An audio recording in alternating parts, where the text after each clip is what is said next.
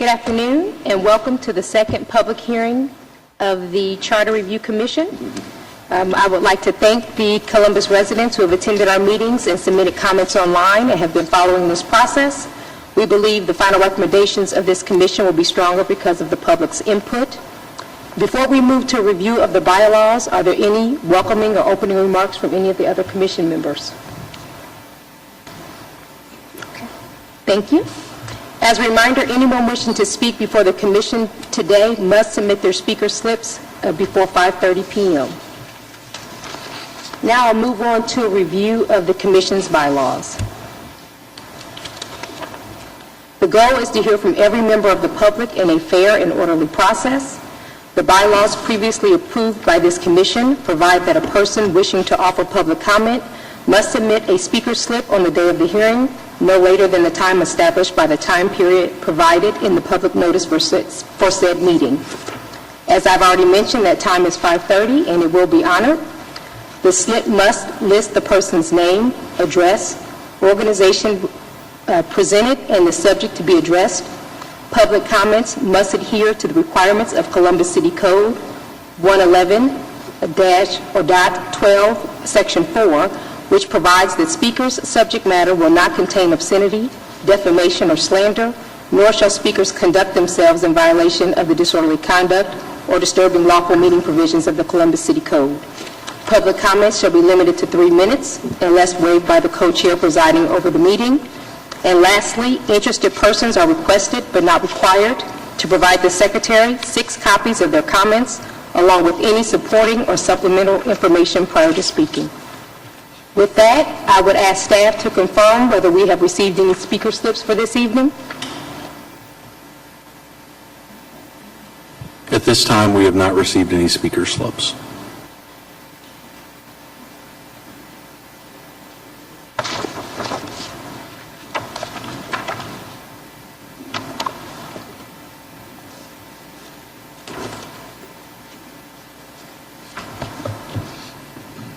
I'll just confirm we have staff checking to confirm whether or not we have received any speaker slips.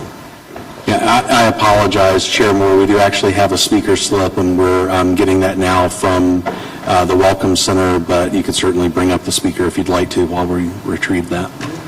I'm sorry, I couldn't hear You the last could bring up the speaker if you would like to while we retrieve her speaker slip, but it would be your decision. I would be happy to. Can you identify who the speaker is? Welcome. Thank you. Thank you very much. Hello, my name is Carla Rothen. Hello. And I am the Executive Director of Stonewall Columbus, which is our lesbian, gay, bisexual, and transgender community center, offering programs and services for our community here in Central Ohio. And I have come in support of the Equal Rights Amendment to the Charter. We had a wonderful Pride celebration this year. We had 450,000 people come to Columbus, which is a huge economic boom for our city. It also was a big show of support for equality. And so I think that you live in a city that supports openness and is open and smart, as we've always said here in Columbus. And I think this weekend certainly proved that we had many walking officials, elected officials. We had many corporations, small and large businesses. We had many churches affirming equality this weekend. And we had a guest from California, George Takei, and he feels right at home in Columbus now, as he said at our brunch on Sunday, after coming here and feeling so welcomed by our city. So we came to the airport and picked him up, and we stood right by the Columbus sign that said gay friendly. So we know that from the time you walk into this city, you belong here if you are a gay, lesbian, bisexual, or transgender American.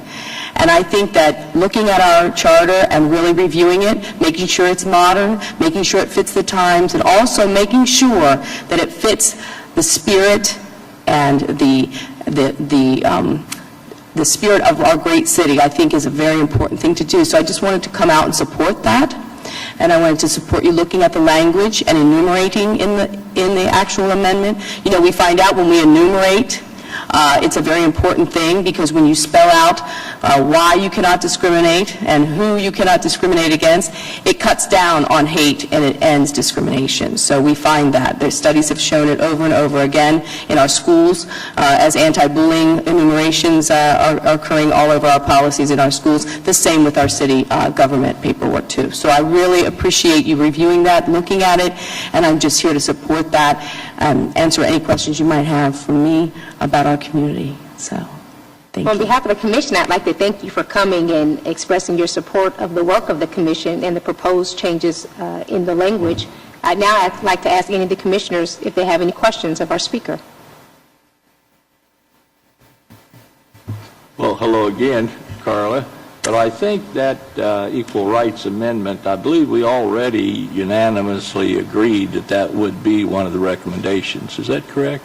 I believe we proposed that language along with all the other language for final consideration on the 30th. Yeah, so Yes. I think Great. it'll be Wonderful. well supported. Thank you, Mr. Dorian. All right. Anyone else? Well, thank you very much for having me today, and I appreciate all of your hard work. I know it's long. It's a long process, but it's very much worth it. So thank you.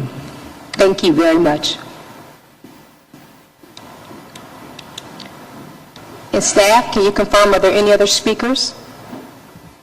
We're currently checking the speaker slip box in the lobby of the City Hall. Okay, with that, then I would call a recess, and we will reconvene once we can confirm if we have additional speakers for this evening. Thank you.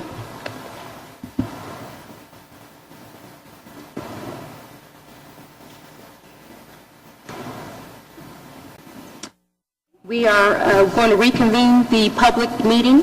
We have been notified that we have another speaker, and at this time, I would like to ask Jonathan C. Beard to approach the microphone and offer your comments.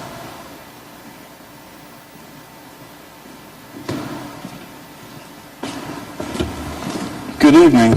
Thank you for the opportunity to speak, Chair Moore and members of the Commission. My name is Jonathan Beard. I'm here today representing the Columbus Coalition for Responsive Government, which is a citizens ballot initiative that is engaged in issues related to the Columbus City Charter. I'm here, and I lost the notes I was going to speak from, so I'm going to be a little ad hoc here. Here we go. I'm here to recommend your consideration and support of a charter amendment that would change the governance of our city. As you know, the charter starts, "We the people of the city of Columbus," and it is a people's document. And the core function of it is it's our agreement on how we would like to govern ourselves. So while there are a lot of different technical provisions that are amended into the charter from time to time, I think 69 times since 1914, the core element is how we govern ourselves. And what we are proposing and what we support is council districts, a return to council districts.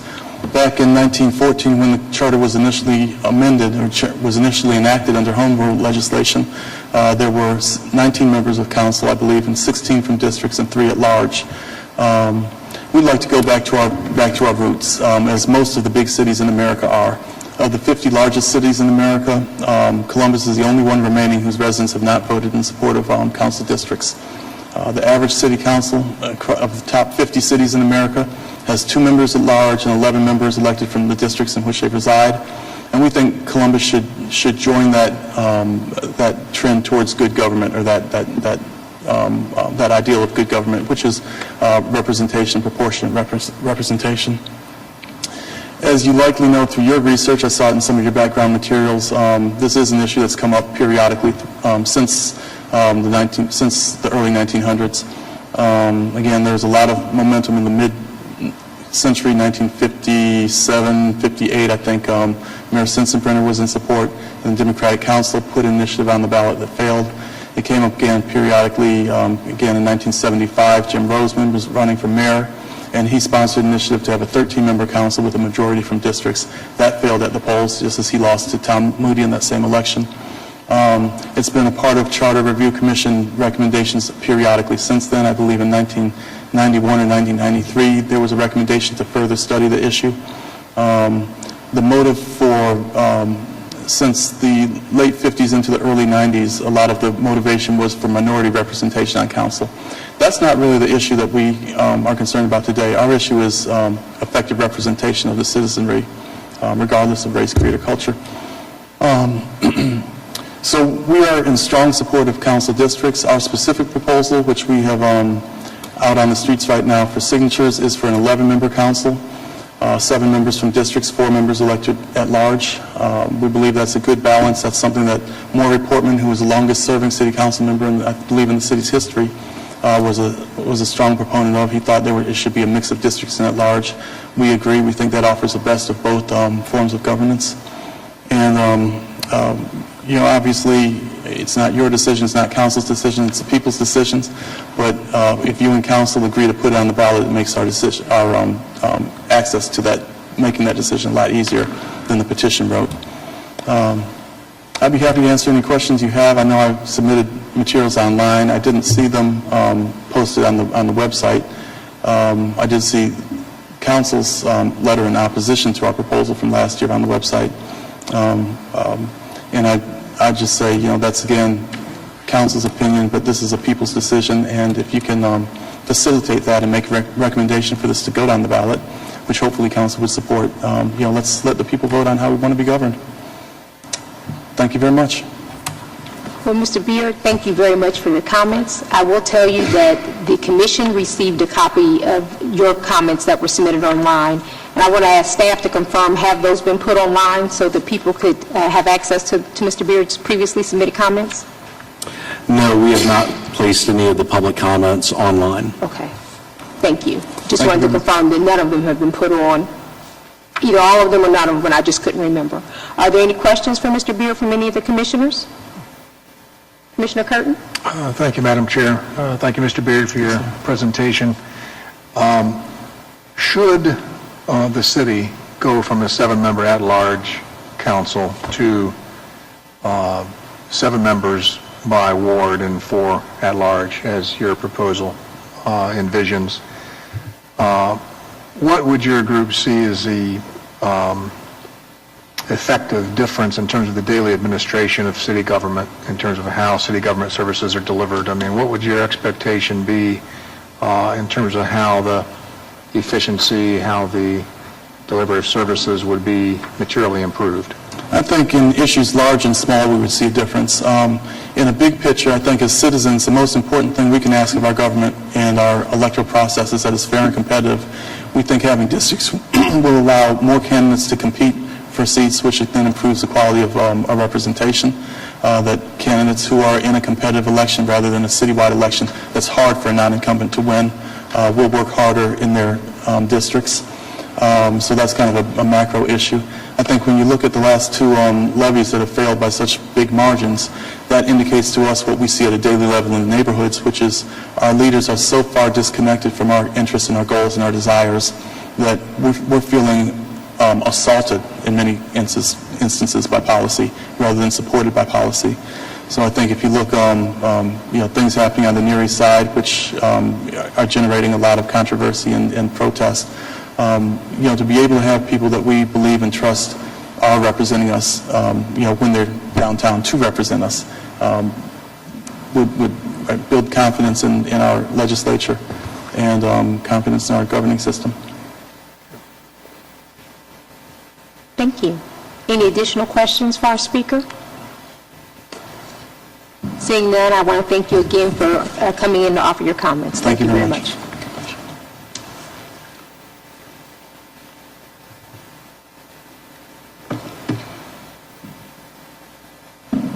The time is 5:19. I haven't been presented with any additional speaker slips, so again, we'll recess until additional speakers come forward. Thank you.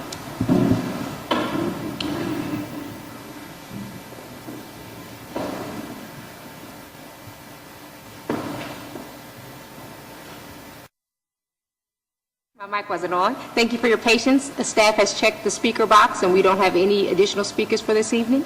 So with that, Commissioner Cabot? Can I just offer one comment? I've taken a closer look during our break at the the disability, the temporary and the permanent disability, and I've spoken with Brian briefly about it, and I still think there's some fine-tuning that needs to be done in that section. I think he agrees with me, so we should get something more on that Monday when we gather back together again. Very well, thank you for that, I appreciate it. Any additional comments? So thank you. With that, I'd entertain a motion to adjourn. So move. Is there a second? Second. All in favor? Aye. Opposed? The motion carries. Thank you.